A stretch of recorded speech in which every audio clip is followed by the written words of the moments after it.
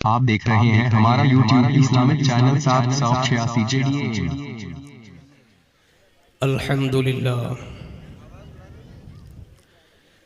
अल्हम्दुलिल्लाहि अला मा अल्लम व अल्लम मिनल बयानि मा लम नअलम वस्सलातु वस्सलामु अला सय्यिदिना खैरि मन नतक़ बिस्सवाबि व अफ़ज़लि मन ऊतियल हिक्मत व फ़स्लल ख़िताब व अला आलिहिल अत्हारि व सहाबतिहिल अख़यारि अम्मा बअद फ़अऊज़ु बिल्लाहि मिनश शैतानिर रजीम बिस्मिल्लाहिर रहमानिर रहीम।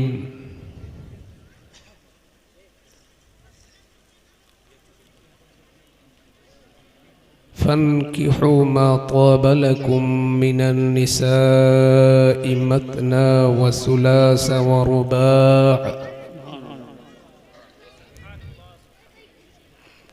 आमन्तु बिल्लाहि सदक़ल्लाहु मौलानल अज़ीम।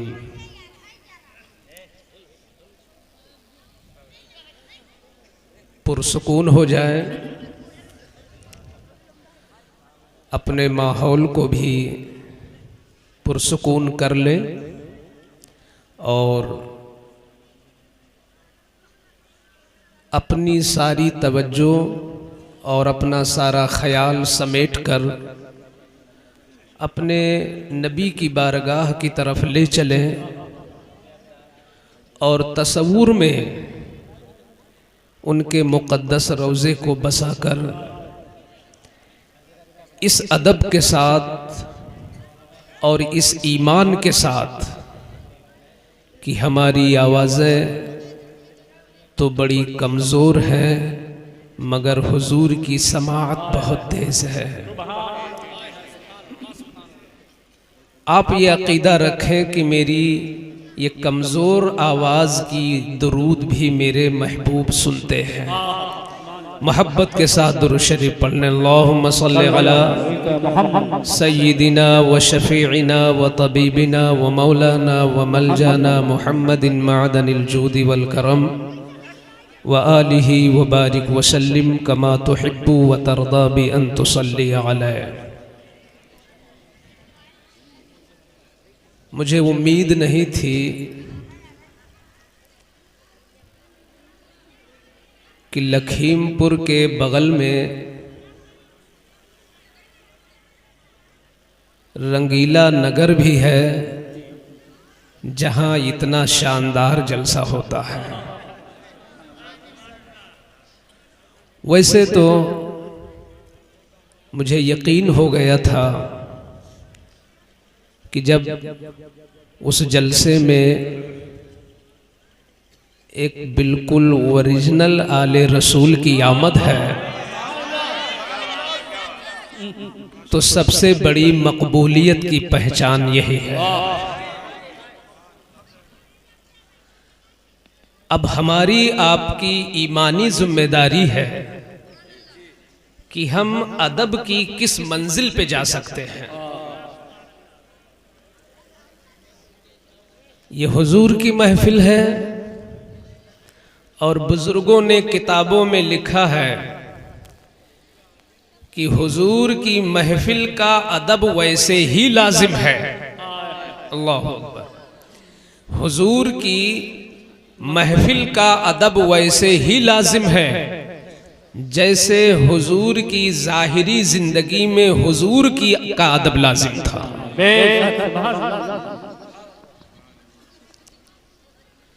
तो आप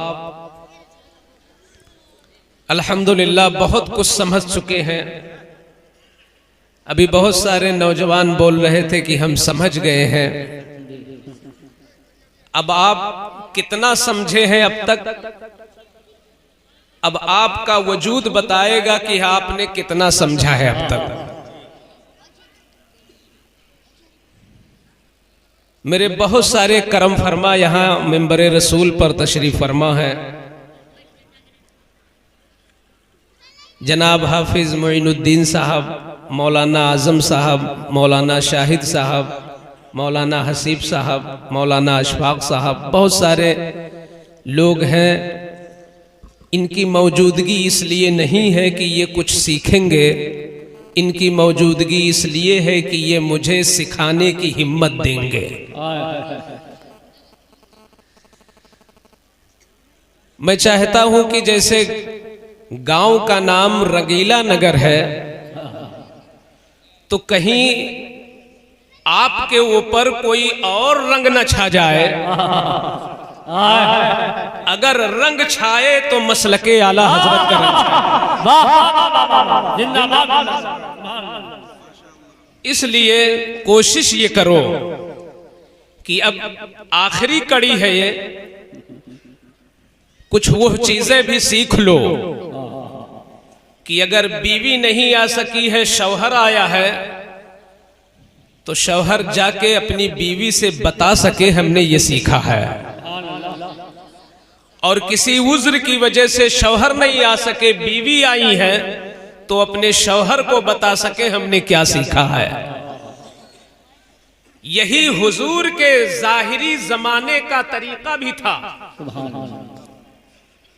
चंद बरसों में पूरी दुनिया में इस्लाम शोरो हंगामे से नहीं फैला है। चंद बरसों में इस्लाम इसलिए फैला है कि अहले इस्लाम सच्चाई पर थे और जो सीखते थे दूसरों तक पहुंचाते भी थे। तो इसलिए मैं चाहता हूं कि बहुत आसान लबो लहजे में कुछ चीजें सिखा के जाऊं, ताकि मेरा आना भी वसूल हो, आपका बुलाना भी वसूल हो जाए। सूरतुन निसा की मैंने एक आयत पढ़ी है। रब्बे करीम ने उसमें उन नौजवानों को और उन गैर शादीशुदा बच्चों को अल्लाह ने मुखातब किया जिनकी शादी बिल्कुल करीब है, होने वाली है। तो अल्लाह तबारक व तआला ने शादी करने से पहले उनको शादी करने का ढंग बताया है। अल्लाह फरमाता है फन्किहू मा ताब लकुम मिनन निसा, जो औरतें तुम्हें पसंद हो उनसे निकाह कर लो। आए दिन खुतबा में काजी हजरात पढ़ते हैं इसको, लेकिन मैं इसकी कुछ वजाहत करना चाहता हूं। जो औरतें तुम्हें पसंद हो उनसे निकाह कर लो। मसना एक से तो करना ही है, अगर जरूरत है तो दो से कर लो। वसुलासा, अगर उससे भी ज्यादा की जरूरत है और शराइत पाए जाते हैं तो तीन से भी कर लो। व रुबा, और अगर हिम्मत है और अदलो इंसाफ से गुजरने की आपके अंदर सलाहियत है और आपको जरूरत भी है, रुबा चार से कर लो। यहां तक पहुंचने के बाद मुहर लगा दी गई कि हुजूर की उम्मत का कोई फर्द कितना भी बड़ा मालदार हो और कितना भी बड़ा पहलवान हो और कितना भी बड़ा इल्म वाला हो और कितना भी बड़ा असरो रसूख वाला हो, चार से आगे नहीं गुजर सकता। ये और बात है कि शाने रिसालत ये थी कि आपने 11 बीवियों से शादी की और नबियों ने उससे भी ज्यादा शादियां की हैं। मगर मुस्तफा जाने रहमत की उम्मत के लिए कुरान ने एक कानून दिया कि तुम 4 तक निकाह कर सकते हो, मगर ये हर ऐरे गैरे को यूं ही इजाजत नहीं है। दिखावे के लिए, नामो नमूद के लिए, हविस के लिए, अय्याशी के लिए, नफ्स परस्ती के लिए कुरान ने कानून नहीं बख्शा है, बल्कि अपने नफ्स की हिफाजत के लिए और मुस्तफा की उम्मत में अफराद बढ़ाने के लिए अगर तुम अपनी बीवियों में इंसाफ कर सकते हो तो तुम्हें 4 तक इजाजत है। मैं कहना यह चाहता हूं कि सबसे पहला जुमला काबिले गौर है। कुरान ने कहा जो औरतें तुम्हें पसंद हो उनसे करो, जो पसंद हो। ऐ मेरी मिल्लत के जवानों, कभी तुमने इस पर गौर किया कि हम पसंद किसको करें और कैसे करें? तुम्हारी पसंद का मेयार क्या होना चाहिए? यूं तो कुरान ने तुमको हक दे दिया, पावर दे दिया, इख्तियार दे दिया कि जो औरत पसंद है उससे तू शादी कर, मगर तुम पसंद कैसे करोगे? इसके लिए तुमको इन उलमा के करीब आना पड़ेगा, इसके लिए तुमको इमामों से मोहब्बत करनी पड़ेगी, इसके लिए तुमको जलसों में अदब से बैठना पड़ेगा, इसके लिए तुमको नात के बाद तकरीर और मोहब्बत से सुननी पड़ेगी। नात सुनने से ईमान में वक्ती ताजगी आती है, नात सुनने से वक्ती तौर पर ईमान में हरारत आती है। नात मोहब्बत से अदब से सुनना इबादत है, मगर उस ईमान में ताजगी आती है जो ईमान तकरीर से नसीब होता है।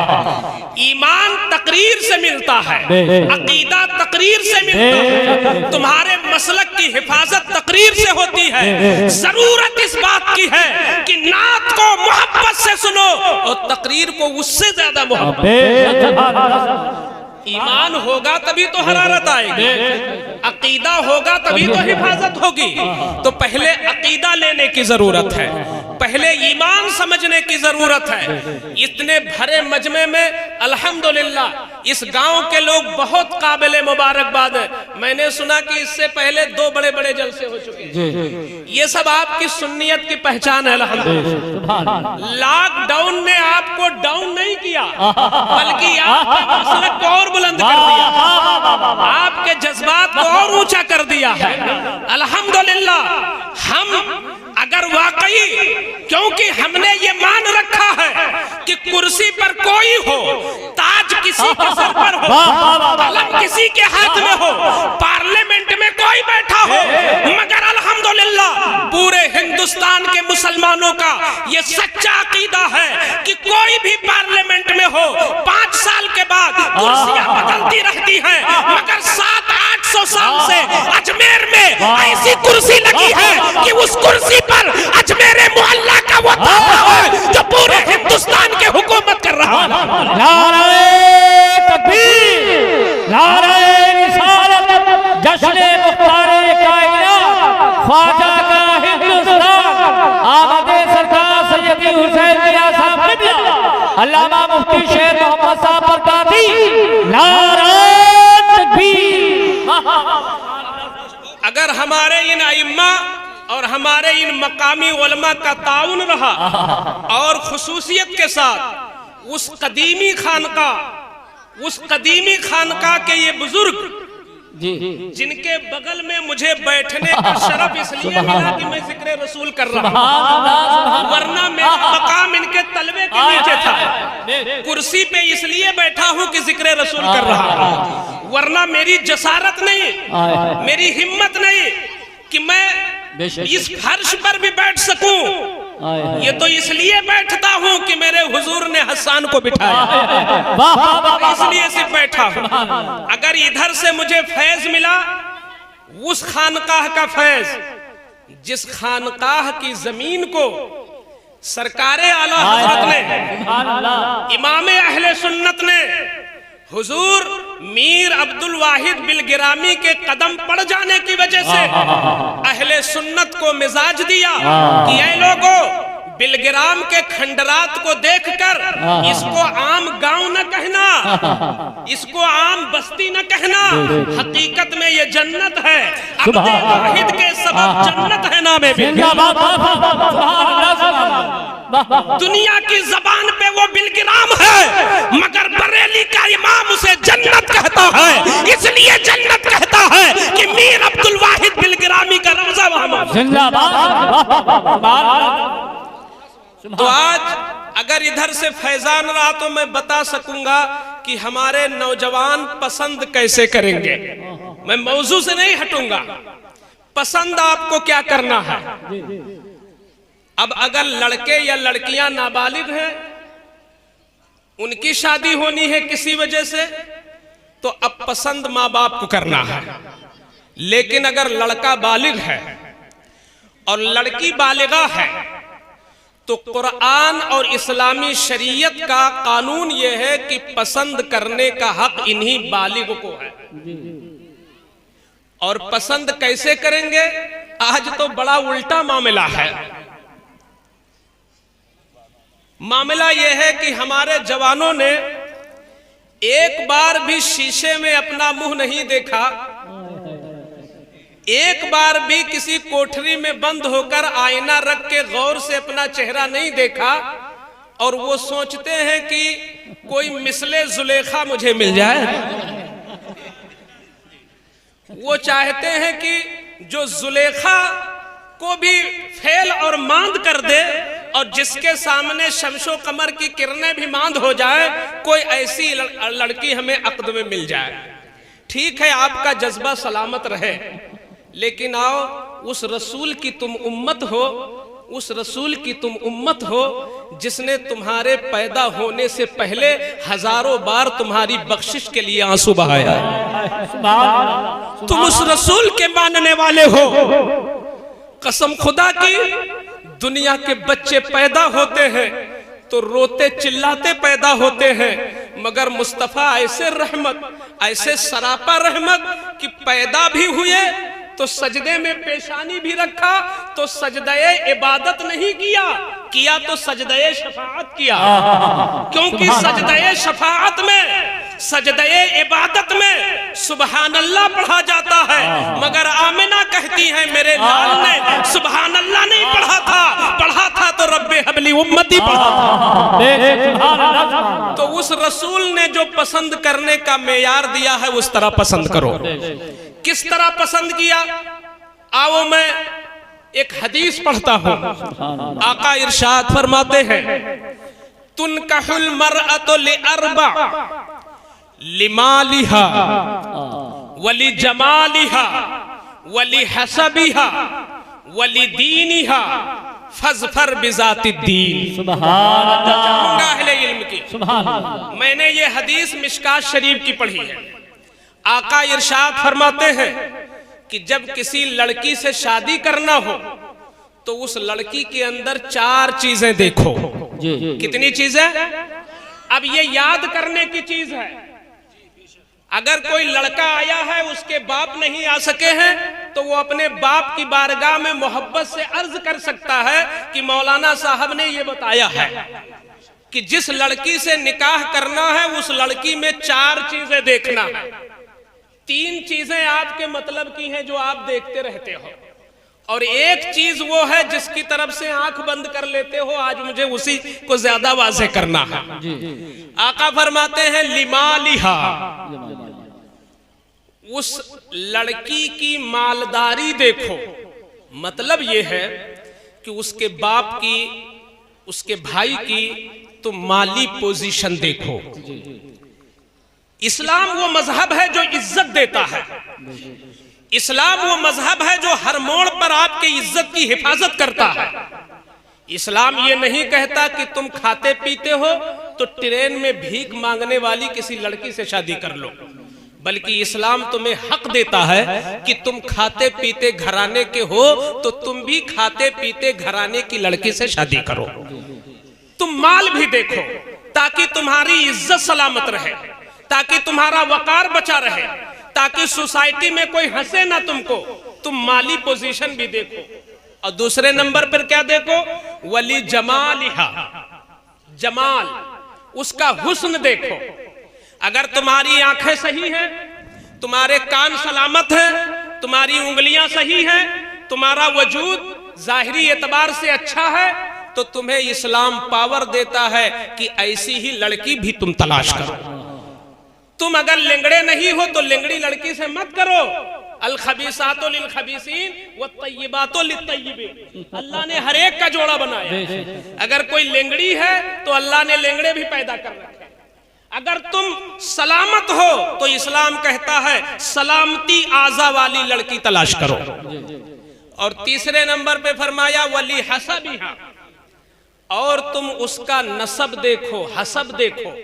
अगर तुम ऊंची बिरादरी के हो तो इस्लाम इजाजत देता है तुम्हारी इज्जत की हिफाजत के लिए कि मिलता जुलता मामला देखो, बहुत नीचे क्लास की लड़की से न करो ताकि सोसाइटी में तुम्हारी तज़हीक न हो और तुम्हारी इज्जत सलामत रहे।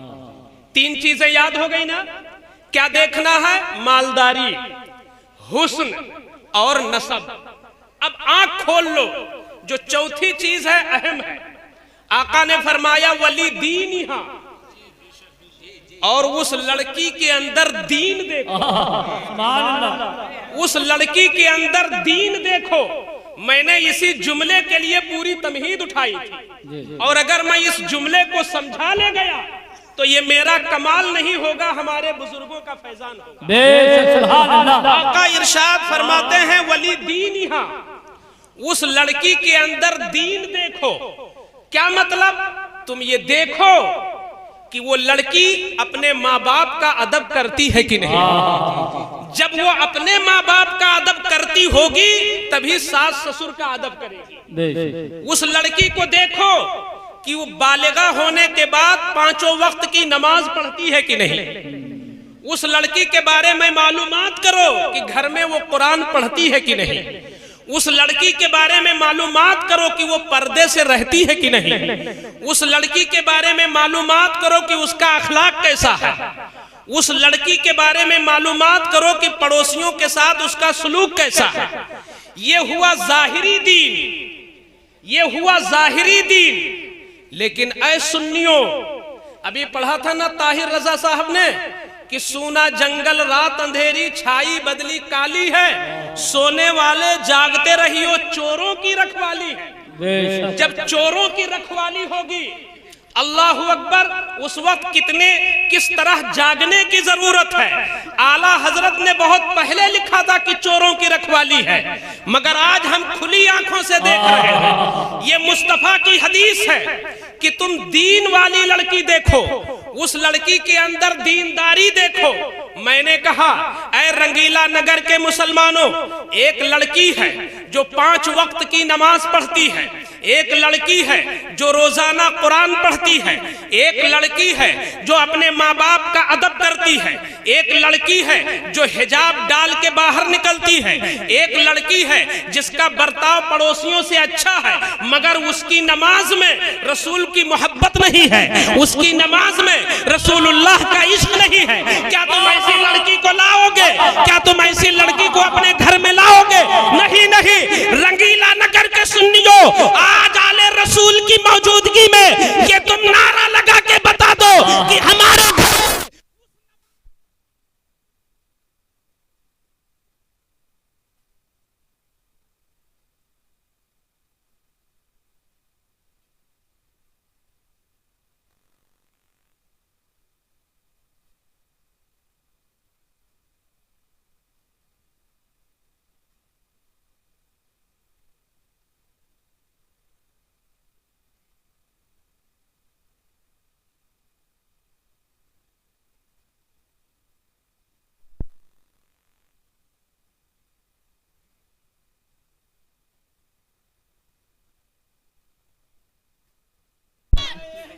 जिंदाबाद जिंदाबाद जिंदाबाद जिंदाबाद जिंदाबाद। हदीस पढ़ लेना और है, और हदीस को समझने के लिए सिर्फ इल्म काफी नहीं है, बुजुर्गों के फैजान की भी जरूरत है। आका ने फरमाया वली दीनिहा, लड़की के अंदर उसका दीन देखो। दीन कैसे देखोगे? अगर तुम्हारा रिश्ता इन उलमा से मजबूत नहीं है, अगर तुम्हारा रिश्ता अपने गांव के इमाम से अच्छा नहीं है, अगर तुम्हारा ताल्लुक इलाकाई उलमा से मजबूत नहीं है और तुम चाहो उनको छोड़कर हम दीन समझ ले, तो हो सकता है तुम खतरे में पड़ जाओ। तुमको पता चला कि फलाने की लड़की नमाजी है, तुमको पता चल गया कि फलाने की लड़की आलिमा है, तुम आलिमा लेके आ गए, मगर जब वो आलिमा आई तो तुम्हारे घर में जहमत आ गई। क्यों? इसलिए कि वो आलिमा ऐसी थी कि जिसकी नमाज में रसूल का इश्क नहीं था, जिसके सजदों में मुस्तफा की मोहब्बत नहीं थी। आका ने फरमाया लड़की के अंदर दीन देखो। ये शेर मोहम्मद बरकाती आज इन उलमा की मौजूदगी में पूरे वसूख के साथ कहना चाहता है कि आज के जमाने में दीन देखने का मेयार ये है कि सबसे पहले उसके बाप से पूछो कि तुम्हारा मसलक क्या है, और उस लड़की से पूछो तुम्हारा मसलक क्या है, और दौरे हाजिर में खनकता हुआ सिक्का मसलक आला हजरत है। अगर वो आला हजरत के मसलक को जानता है, मानता है, तो तुम ले आओ, और नहीं जानता है तो रद्द कर दो।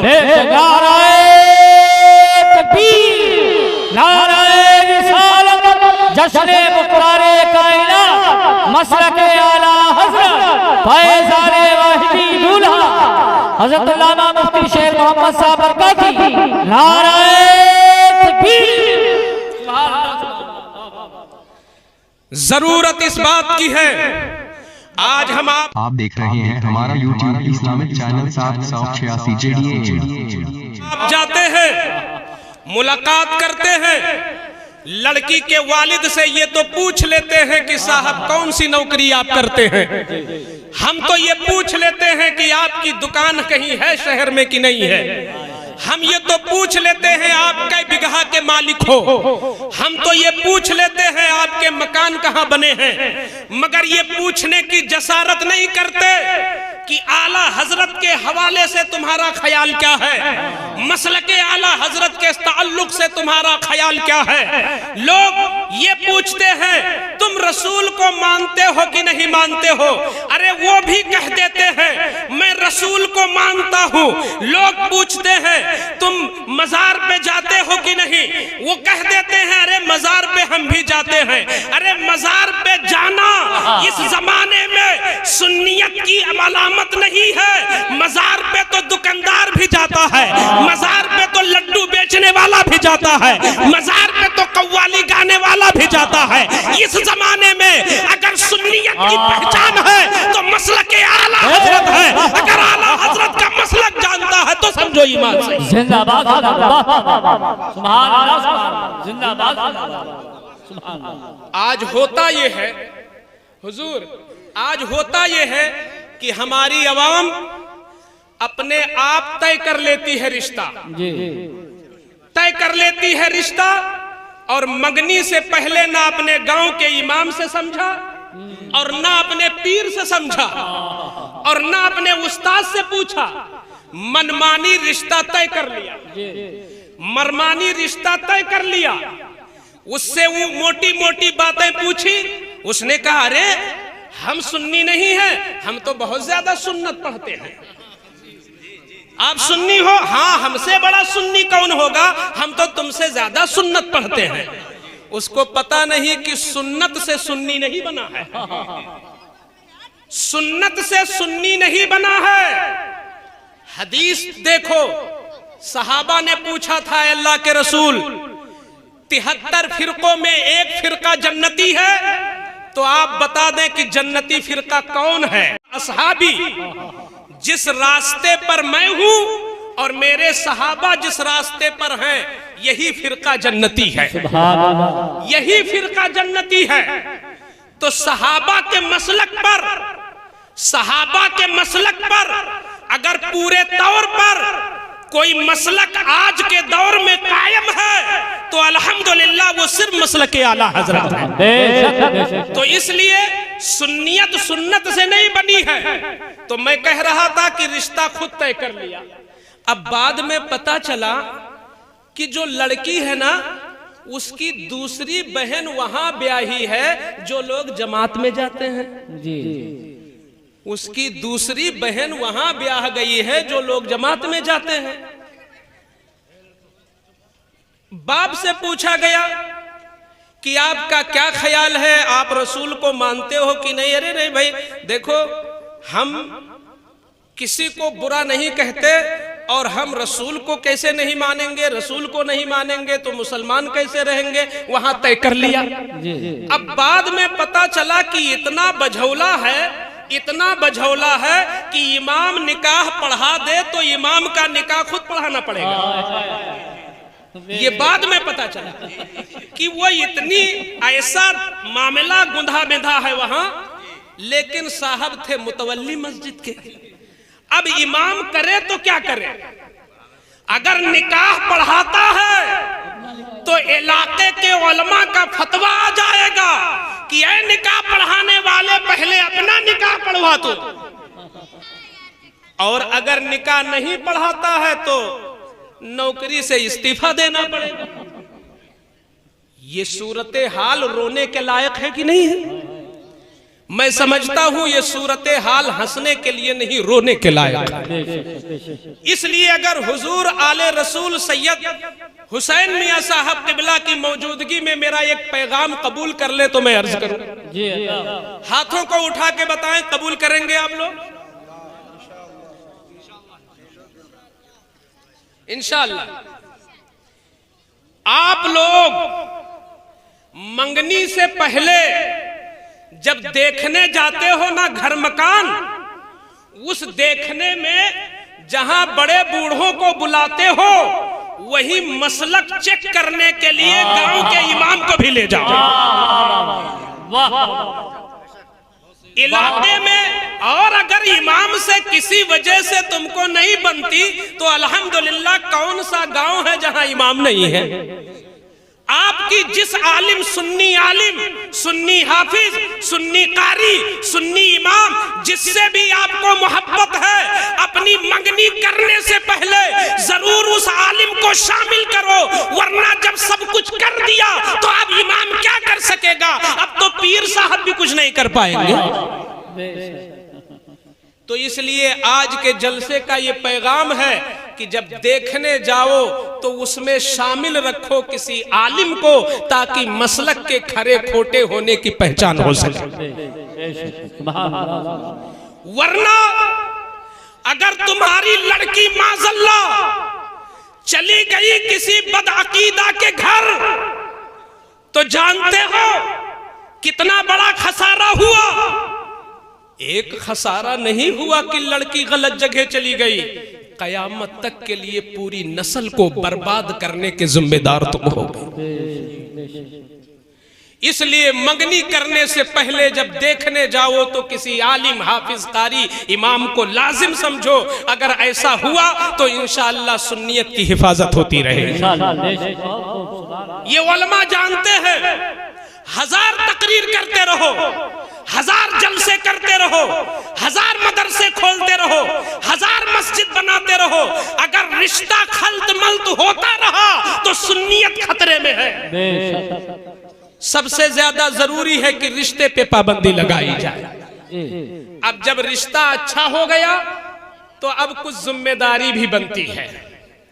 जब रिश्ता हो गया जो सरकार ने फरमाया उसी तरह, तो ये तो मैंने लड़के के बारे में बताया कि लड़का लड़की में ये चीज देखे, और लड़की क्या देखे? भाई लड़की को भी तो देखना है लड़के में। तो ऐ मेरी कौम की बनाते हुआ, ऐ मेरी भोली भाली बनाते हुआ, आप कहां बहकी हो? तुम लड़के में ये देखती हो कि लड़का कमाता कितना है। किताबों में लिखा है अलमालो गादिन व राजिहिन, माल आता जाता रहता है, उसका कोई ठिकाना नहीं। लॉकडाउन ने सबको समझा दिया कि माल की हैसियत क्या है। वो दिल्ली बंबई कमाने वाले लड़के जिनकी पैंट बड़ी कसी रहती थी, सारे लोग सब समझ में आ गया कि किराया भी उधार लेना पड़ा। उमूमन लड़कियां सिर्फ माल देख लेती हैं। अगर वाकई तुम फातिमा की कनीज बनना चाहती हो और तुम वफादार शौहर चाहती हो, तो सबसे पहले तुम ये देखो कि वो मेरा शौहर खुदा और रसूल का वफादार है कि नहीं। अगर खुदा और रसूल का वफादार नहीं है तो वो तुम्हारा भी वफादार नहीं होगा। सही वफादारी ये है, काश कि मेरी कौम की बेटियों में ये ज़हन आ जाए और ये शऊर आ जाए और ये मोहब्बत पैदा हो जाए कि वो ये शर्त लगा दे कि हम उसी जवान के साथ शादी करेंगी जिस जवान के चेहरे पर मुस्तफा की प्यारी सुन्नत सजी होगी, क्योंकि जो मुस्तफा का वफादार नहीं वो मेरा वफादार कैसे हो सकता। नारे तकबीर, नारे रिसालत, जश्न मुख्तारे कायनात, आमदे सरकार सैयदी हुसैन मियां साहब किबला, अल्लामा मुफ्ती शेख मोहम्मद साहब बरकाती, नारे तकबीर। आपको वह बातें सुनने में मुझे लगता है कि मजा आता है, आपको हुसैन का नारा लगाने में बड़ा मजा आता है, आपको हुसैन का नाम सुनने में बड़ा मजा आता है, आपको हुसैन की शहादत में नारा लगाने में मजा आता है। ये बहुत अच्छी बात है, ये आपके ईमान की अलामत है, ये आपके इस्लाम की अलामत है, ये आपकी सुन्नियत की पहचान है। मगर मेरे दोस्तों, अगर हम लोग भी सिर्फ नारा लगाने में रह गए तो इमाम हुसैन की तिलावत को कौन अपनाएगा? इमाम हुसैन की सुन्नतों को कौन अपनाएगा? वो कौन जमाना आएगा? मेरी बात कड़वी न लगे तो मैं बता दूं अपने भाइयों को, किस वक्त मौत आ जाए कुछ नहीं कहा जा सकता, किस वक्त मौत आ जाए, लेकिन जब तुम्हें कब्र में कल लिटा दिया जाएगा तो लिटाए जाने के बाद जब फरिश्ता तशरीफ लाएगा, मुनकर नकीर जब हाजिर होंगे तो सब लोग जानते हो कि पहला सवाल होगा, पहला सवाल होगा मर रब्बुका, तेरा रब कौन? अल्लाहु अकबर। वो डरावनी सूरत, बड़ी बड़ी नीलगो आंखें और इतने बड़े बड़े दांत की ये जेसीबी जो देखते हो कुछ नहीं है, जमीन फाड़ते हुए दांतों से वो मुनकर नकीर भयानक सूरत में तशरीफ लाएंगे।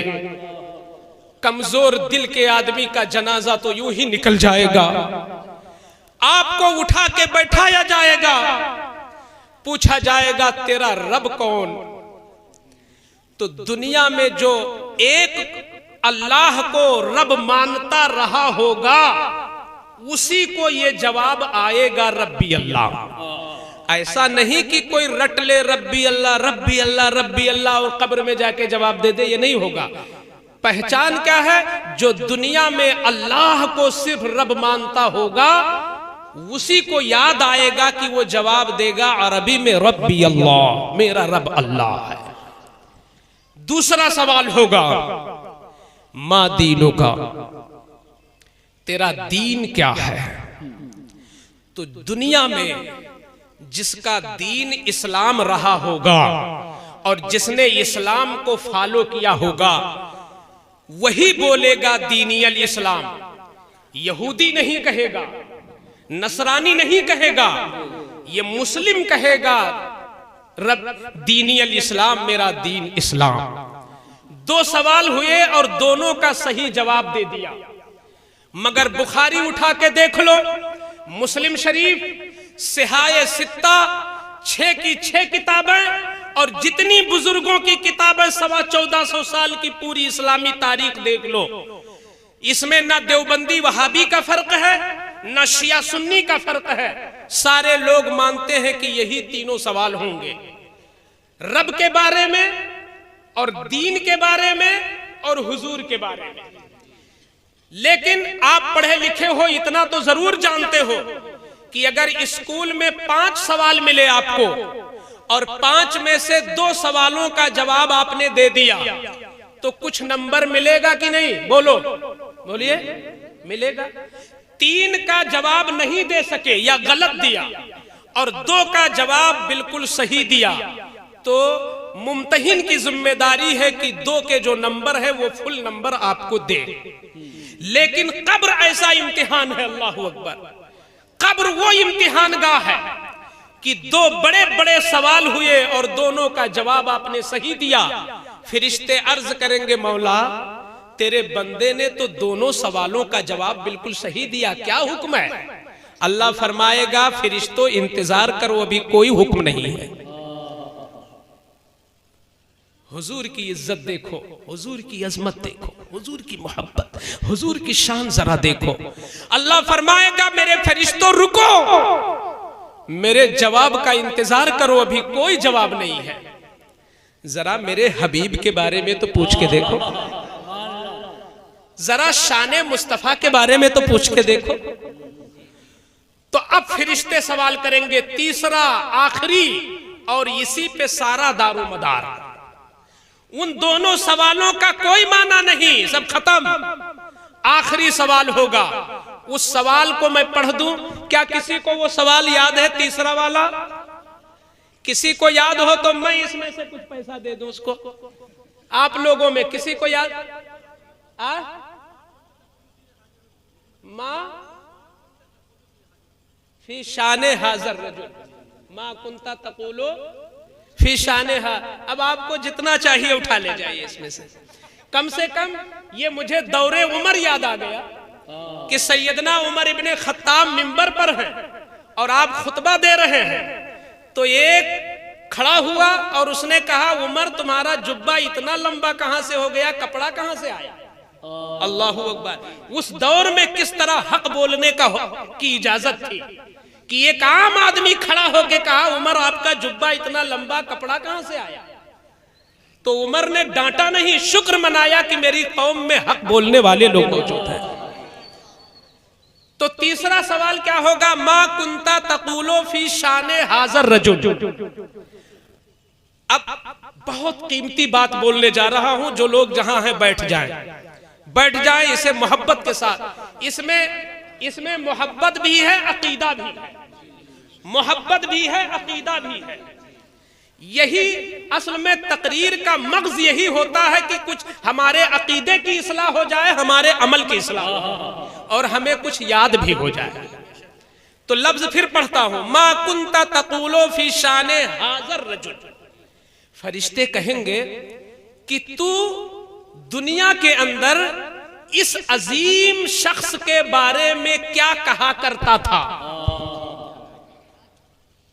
क्या कहा था नहीं, क्या कहा करता था।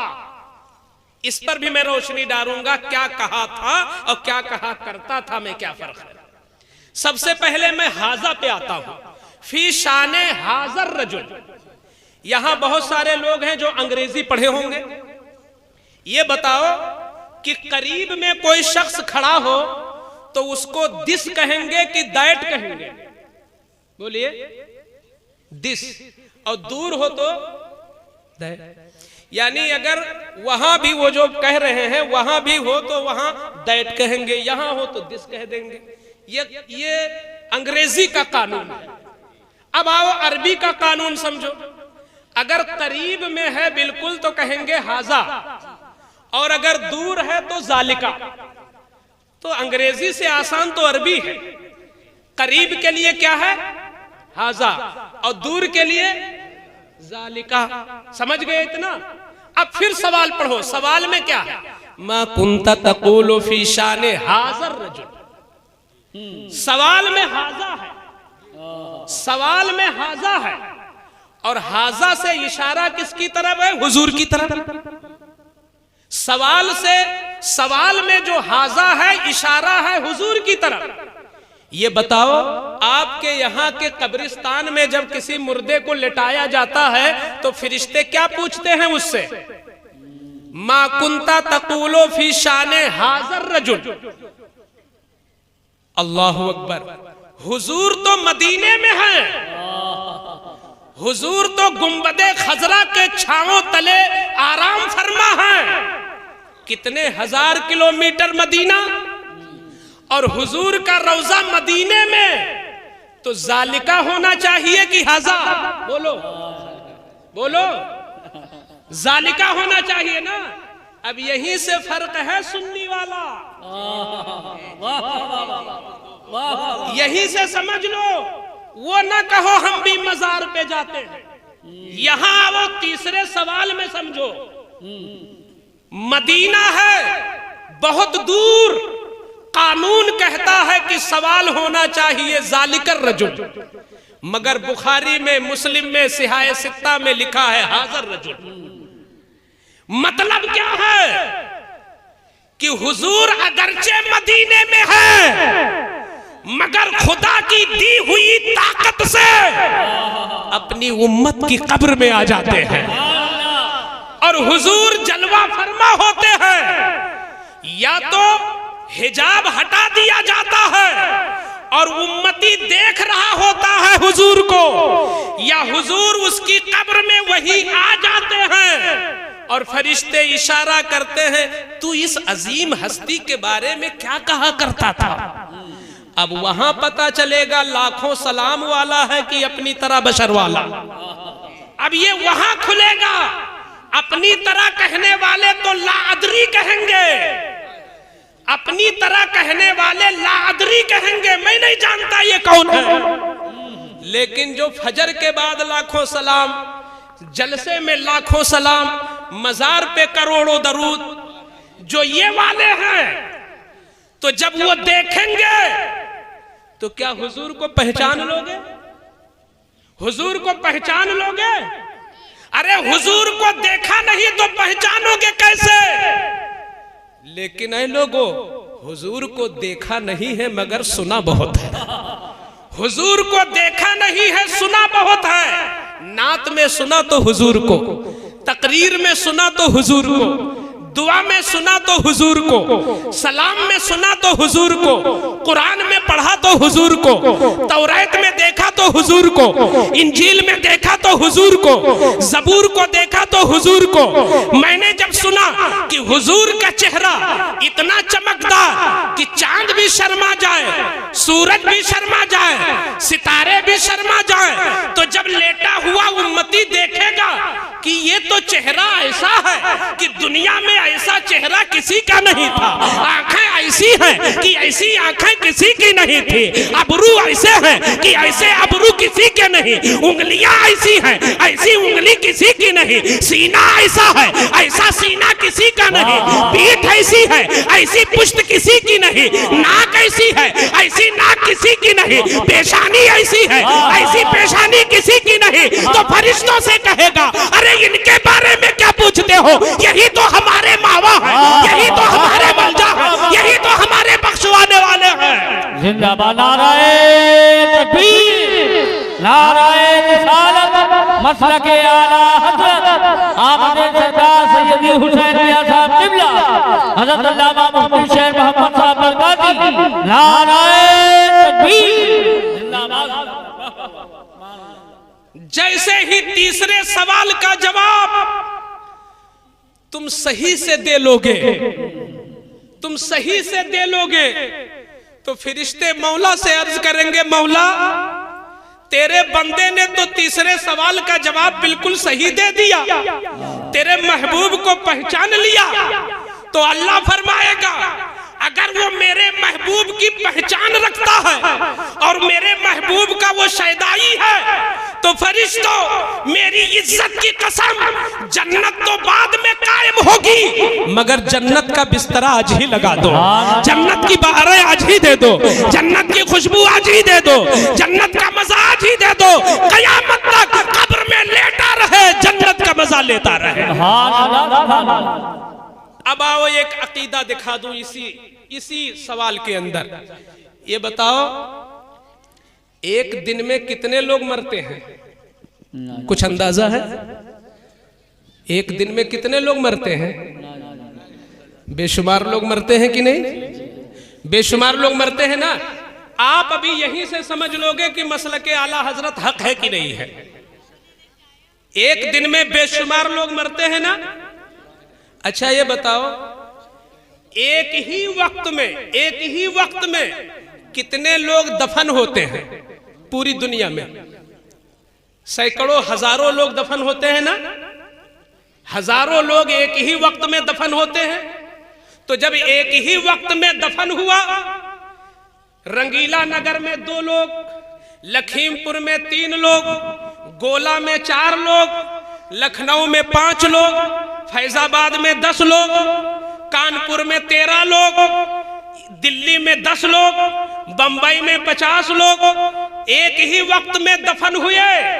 और एक ही वक्त में फरिश्ते कह रहे हैं, क्या कहते हो इस शख्स के बारे में, क्या कहते हो इस शख्स के बारे में। एक को मुर्दा लेटा है रंगीला नगर में, एक मुर्दा लेटा है लखीमपुर में, एक मुर्दा लेटा है गोला में, एक मुर्दा लेटा है पलिया में, एक मुर्दा लेटा है लखनऊ में, एक मुर्दा लेटा है फैजाबाद में, एक मुर्दा लेटा है कानपुर में, एक मुर्दा लेटा है दिल्ली में, एक मुर्दा लेटा है बंबई में। और एक ही वक्त में फरिश्ते कहते हैं, इसके बारे में क्या कहते हो तुम, इनके बारे में क्या कहते हो तुम, इनके बारे में क्या कहते हो। और इनसे मुराद हुजूर है। मतलब क्या है, एक ही वक्त में हुजूर रंगीला नगर में भी है, हुजूर लखीमपुर में भी है, हुजूर गोला में भी है, हुजूर दिल्ली में भी है, हुजूर बंबई में भी है, हुजूर कानपुर में भी है, हुजूर हिंदुस्तान में भी है, हुजूर ईरान में भी है, हुजूर अरब में भी है, हुजूर अरब में भी है। अरे सुनियो, इसी को तो हाजिर और नाजिर कहते हैं कि एक ही वक्त में इंसान यहाँ भी हो, वहां भी हो, वहां भी हो। इसी को हाजिर और नाजिर कहते हैं। जो सुन्नी है वो हुजूर को हाजिर और नाजिर कहता है, और जो नहीं है वो हुजूर को हाजिर और नाजिर नहीं मानता। ये बताओ, हुजूर हाजिर और नाजिर है कि नहीं? जी बेशक है जी है। अगर आपसे कहीं बहस छिड़ जाए, कहीं होटल में, आजकल तो लोग होटल में खोल देते हैं ना, बहस शुरू कर देते हैं। अगर वो कहें कि हुजूर हाजिर और नाजिर, अगर आपसे सवाल हो कि हुजूर हाजिर और नाजिर हैं, क्या दलील है, तो क्या बताओगे? कह देना कि एक ही वक्त में हजारों जगह फरिश्ते मुर्दे से पूछते हैं कि तुम इनके बारे में क्या कहा करते थे, और सब जगह हुजूर मौजूद होते हैं। तो जो एक वक्त में कई जगह मौजूद हो, इसी को हाजिर और नाजिर कहते हैं। तो यह चीज पहले पहचान लो कि कसम खुदा की, ये हुजूर को कौन पहचानेगा?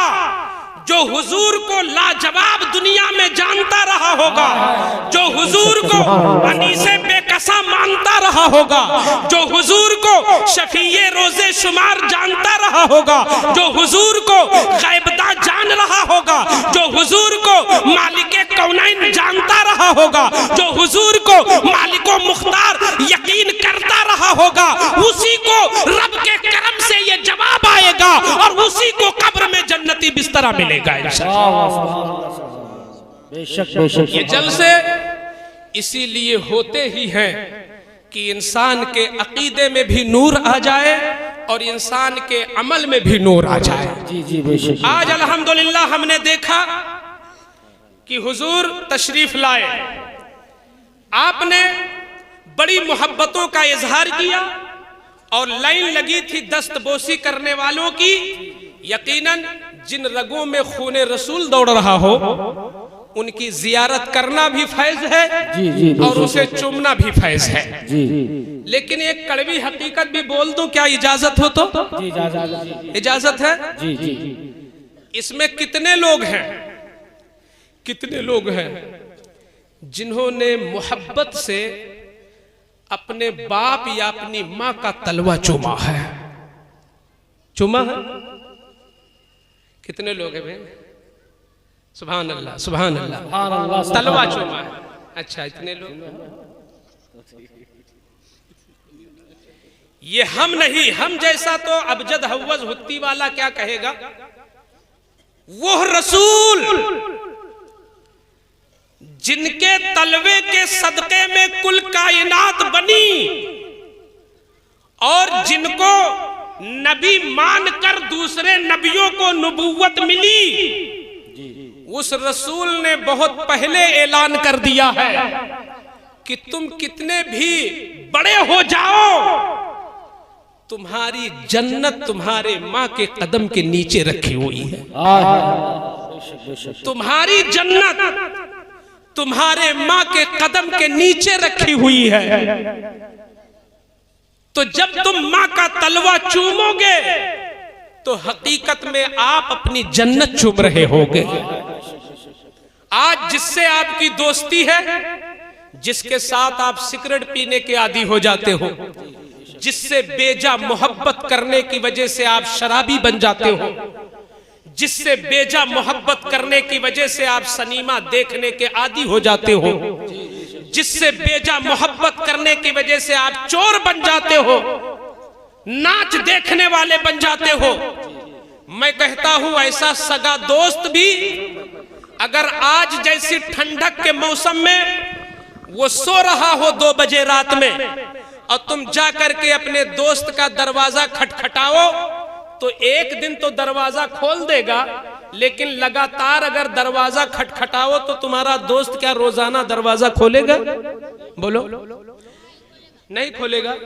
जिसके लिए तुम एडवांस टिकट कटा लेते हो कि चलो 30 दिन रोजा रखा है, आज ईद का दिन है, चलो आज मजा ले ले, ऐसा दोस्त तुम्हें 4 दिन भी ठंडक के महीने में 2 बजे रात के दरवाजा नहीं खोलेगा।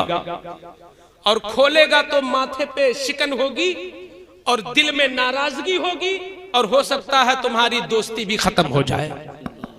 लेकिन वाह रे प्यारी माँ, वाह रे प्यारी माँ, 2 साल तक तुम उसके छाती पे लेटते हो, उसके सीने पे तुम लेटते हो, तुमको वो लेटाती है 2 साल तक अपने बगल में। अगर गरीबी की वजह से पेशाब करके तुम बिस्तर को गीला कर देते हो तो भी तुम्हें अपने गर्म छाती पर लेटाती है। और एक बार नहीं बल्कि हर आधे घंटे पे आप अपने नन्हे नन्हे तलवे को कचों के मार मार करके उसके कलेजे में अपनी माँ को तुम जगाते हो और माँ जागती है और पिस्तान तुम्हारे मुंह में रखती है और खुश होती है कि मेरा लाल मेरा दूध पी रहा है। 1 साल नहीं बल्कि 2 साल तक तुम्हें दूध पिलाती है। 1 दिन नहीं बल्कि 2 साल तक पूरी पूरी रात में तुम 10 बार अपनी माँ को जगाते हो। एक दोस्त जिसके पीछे तुम हजारों रुपए खर्च कर देते हो, वो 4 दिन तुम्हारे लिए दरवाजा नहीं खोल सकता, मगर वो प्यारी माँ उसकी ममता पे कुर्बान जाओ कि 2 साल तक अपनी नींद को कुर्बान करके तुम्हें जवान बना रही है कि अगर चूमना है तो पहले उसके तलवे को चूमो। आज लोग कहते हैं हम हुजूर का दामन नहीं छोड़ेंगे। अल्लाहू अकबर। हुजूर की माँ तो आमिना है ना, हलीमा सादिया ने तो सिर्फ दूध ही तो पिलाया है। हलीमा सादिया ने सिर्फ दूध ही पिलाया है, वो भी उजरत की लालच में। गरीबी थी तो मिल गए हुजूर, उन्हीं को ले आई, मगर उन्हें क्या पता था कि ये दुर्रे यतीम मिल गया है, ले आई उन्हीं को। मगर हुजूर को दूध पिलाया, क्या ये हुजूर पर एहसान किया है हलीमा ने? हलीमा ने एहसान नहीं किया है, बल्कि ये मुस्तफा का एहसान है कि हलीमा का दूध कबूल कर लिया। ये हलीमा का, ये हलीमा पर मेरे आका ने खुद कबूल कर लिया। मक्के में न जाने कितनी औरतें थीं, उनका जिक्र दुनिया से मिट गया, मगर हुजूर ऐसे जिंदा हैं कि जिनका पिस्तान चूस लिया वो हमेशा के लिए जिंदा हो गई है। आज भी तारीख में अगर हलीमा जिंदा है तो ये हुजूर के होठों का सदका है। मगर ऐ सुन्नियों में पूछना चाहता हूं, वो मेरे रसूल जिनके पीछे नबी सजदा करते हैं, जिनके पीछे अंबिया अपनी पेशानी झुकाते हैं, जिनकी उंगलियों से चांद 2 टुकड़ों में बट जाता है, वो हुजूर भी सिर्फ हलीमा का चंद दिन उन्होंने दूध पी लिया था तो एक गजवे के मौके पर हुजूर माले गनीमत तकसीम कर रहे थे और माले गनीमत तकसीम करते करते हलीमा आ गई। हलीमा आ गई। समय रिसालत के परवानों की भीड़ लगी थी, आकाए कायनात बीच में जलवागर थे। देखा कि हलीमा आ रही है तो मुस्तफा खड़े हो गए। देखा कि हलीमा आ रही तो मुस्तफा खड़े हो गए। सहाबा महवे हैरत है, अल्लाहु अकबर, रसूलुल्लाह किस औरत के लिए खड़े हो गए? इनके लिए तो कायनात खड़ी होती है, ये किसके लिए खड़े हो गए? जैसे ही वो औरत दाखिले मजलिस हुई, आका खड़े हो गए और अपनी चादर उठाया और जमीन पर बिछाया और कहा कि आप बैठे मैं खड़ा रहूंगा, आप बैठे मैं खड़ा रहूंगा। जब तक वो बैठी रही मुस्तफा खड़े के खड़े रह गए। जब वो चली गई तो एक सहाबी ने पूछा, हुजूर ये कौन थी जिनके लिए आप जैसा नबी अपनी चादर बिछा रहा, ये कौन थी? तो मेरे आका ने फरमाया, तुम्हें नहीं पता, ये मेरी दाई हलीमा है जिन्होंने मुझे दूध पिलाया था। अब तुम्हारा ज़मीर क्या कहता है? अब तुम्हारा दिल क्या बोलता है? अब तुम्हारी गैरत क्या कहती है? अब तुम्हारा ईमान क्या कहता है कि जिस रसूल की अजमत की हम हदों को जान नहीं सकते, जिनके लिए दुनिया बनी, वो रसूल अपनी दूध पिलाने वाली दाई के लिए चादर बिछाते हैं। ऐ जवानों, तुम कितने दिन अपनी माँ का बिस्तरा लगाते हो? तुमने कितने बार अपने माँ का कपड़ा धोया है? तुमने कितने बार अपने माँ को कंधे पे बिठाया है? आज के बाद मैं इस जलसे से एक मैसेज देता हूं कि अगर तुम शादीशुदा हो तो अपनी बीवी से हमेशा ना बिछवाओ, कभी कभी हफ्ते में एक आध खुद अपनी माँ का बिस्तर लगा दो, अपने बाप का बिस्तर लगा दो। जन्नत में जाने के हजारों रास्ते हैं, मगर सबसे बड़ा रास्ता बाप की रजा है। तुम हफ्ते में एक दो बार कम से कम अपने वालिदैन का बिस्तर लगाओ। वो लोग खुशनसीब हैं, वो लोग मुकद्दर के धनी हैं जिनके वालिदैन आज भी इंशाअल्लाह जिंदा हैं, और जिनके वालिदैन दुनिया से चले गए हो उन पर लाजिम है कि उनकी कब्रों की वो हाजिरी दिया करें, उनके नाम इसाले सवाब किया करें, उनके लिए सदका किया करें। कब्रिस्तान से गुजरे तो कम से कम एक मर्तबा रुक करके 3 बार कुल हु अल्लाह पढ़कर ही अपने वालिदैन को वो बख्श दिया करें। आप जब ये मिजाज बनाओगे तो अल्हम्दुलिल्लाह, जैसे आज आपका गांव रंगीला है, ये हमेशा रंगीला रहेगा और इसका रंग चढ़ता ही चला जाएगा, चढ़ता चला जाएगा। अब मुझको इमाम साहब ने बताया कि अल्हम्दुलिल्लाह हमारे यहाँ नमाजियों की तादाद अच्छी है। बताया 50 से 60 लोग रहते हैं ना फजर में, 50 से 60 लोग रहते हैं। बहुत अच्छी बात है 50 से 60 लोग रहते हो, लेकिन ये तादाद और बढ़ाने की जरूरत है। आज के दौर में नमाज से दूरी, तुम कितनी बड़ी कॉन्फ्रेंस कर लो, एक ना एक दिन वहाबियत के चंगुल में तुम्हारी नस्लें चली जाएंगी अगर तुम नमाजी न बन सके। ठीक है, इन बातों पे इनाम तो नहीं मिलता है, मगर अल्लाह की तरफ से बहुत बड़ा इनाम मिलता है। जो आलिम हक न बोले, हदीस में कहा गया वो गूंगा शैतान है। जो आलिम हक बात न कहे, इतने लोग हैं तो 50-60 ने क्या सबकी वकालत कर दी बारगाह खुदा में? ये बताओ, ईद के दिन जब तुम निकलते हो अपने गांव से ईदगाह की तरफ, या जुमा के दिन ले लो, ईद तो बहुत दूर की बात है, जुमा के दिन जब निकलते हो और जब लोग वापस होते हैं तो कैसा लगता है कि ये हिंदुस्तान नहीं, ये इस्लामिस्तान है, ये इस्लामिस्तान है। तो ऐ लोगों, जिस तरह जुमा की नमाज फर्ज है, ऐसे ही फजर और जुहर, असर, मगरिब, इशा भी फर्ज है। अगर तुम मजबूत नींव डालना चाहते हो, अगर तुम सुन्नियत की अपने गांव में मजबूत किला खड़ा करना चाहते हो, तो सबसे बड़ी जरूरत यह है कि गांव के लोग नमाजी हो जाएं। सजदे शब्बीरी से बख्शे जाएंगे ये अलग बात है, मगर सजदे शब्बीरी हुआ क्यों था ये भी तो समझने की जरूरत है। अगर सिर्फ हुजूर सैयदना इमाम हुसैन के सजदे से हमारी शफाअत हो जाती और हमें अमल की कोई जरूरत न होती तो मेरे इमाम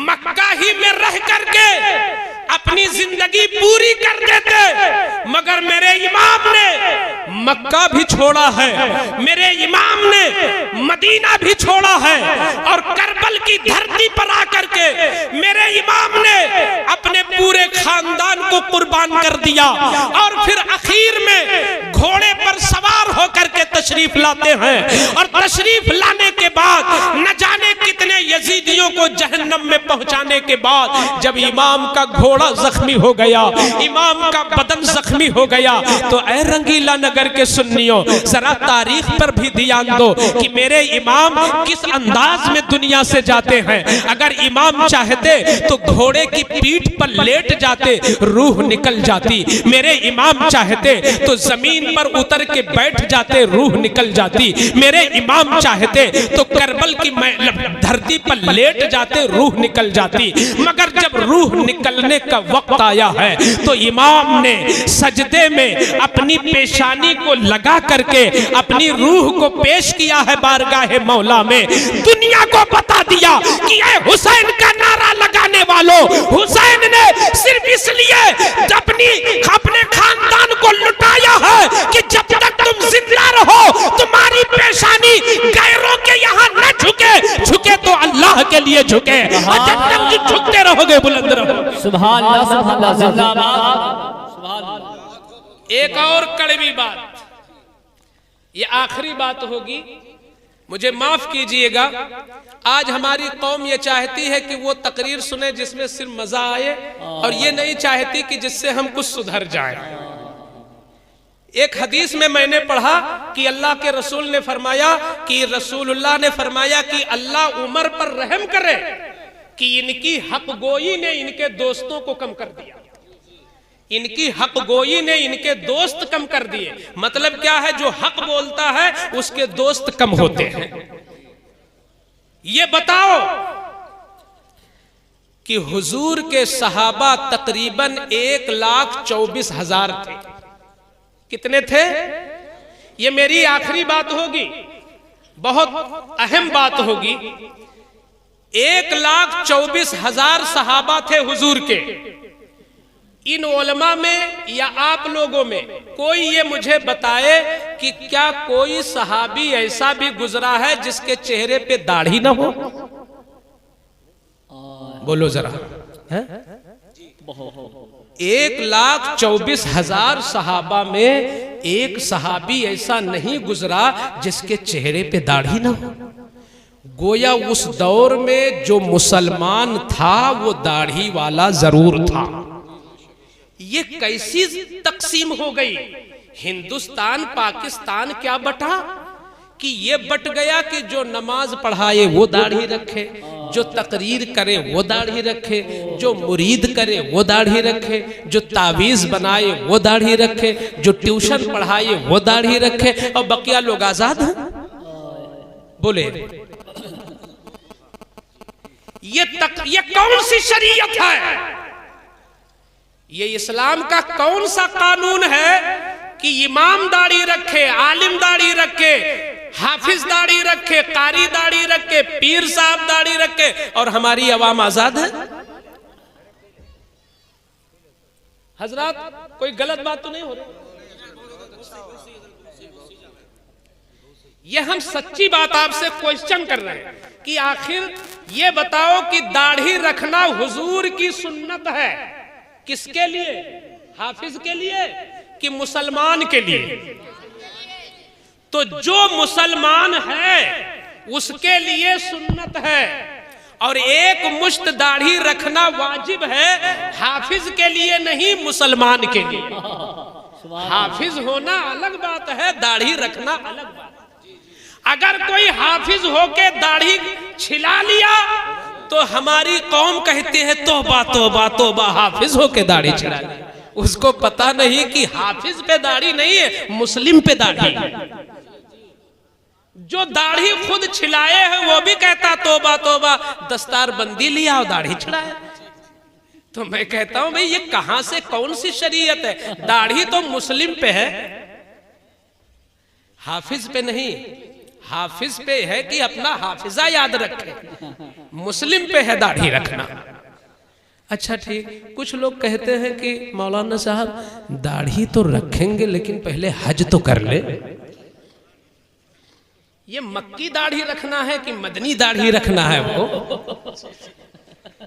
इस्लामी दाढ़ी रखोगे कि मदनी दाढ़ी रखोगे? हम लोग कोई मदनी मुन्ना वाले तो है नहीं भाई, हम लोग मुस्लिम हैं। इस्लामी दाढ़ी रखो, और क्या पता कि आप हज कर पाओगे कि नहीं, जब तक जिंदा रहोगे कि नहीं। अच्छा, एक बार हम सफर कर रहे थे तो 7 लोग मेरे साथ थे पूरी गाड़ी में। तो मुझे एक बात अल्लाह के करम से, बुजुर्गों के फैजान से आई थी, आज मैं उसका यादा कर दूं, मैं उसे जिक्र कर दूं। मैंने कहा कि ये बताओ कि कोई बेटा कितना भी काला हो लेकिन माँ उसे प्यार से देखती है कि नहीं? पड़ोसी ऐब निकालेगा मगर माँ ऐब नहीं निकालेगी। और बेटा सुंदर नहीं है तो भी बेटा को सुंदर ही कहती है माँ, ये उसका प्यार है। लेकिन जब उसको बाहर भेजती है तो जैसा भी है नहला के, धुला के, संवार के, तेल लगा के भेजती है ताकि मेरा बेटा अच्छा नजर आए, है कि नहीं?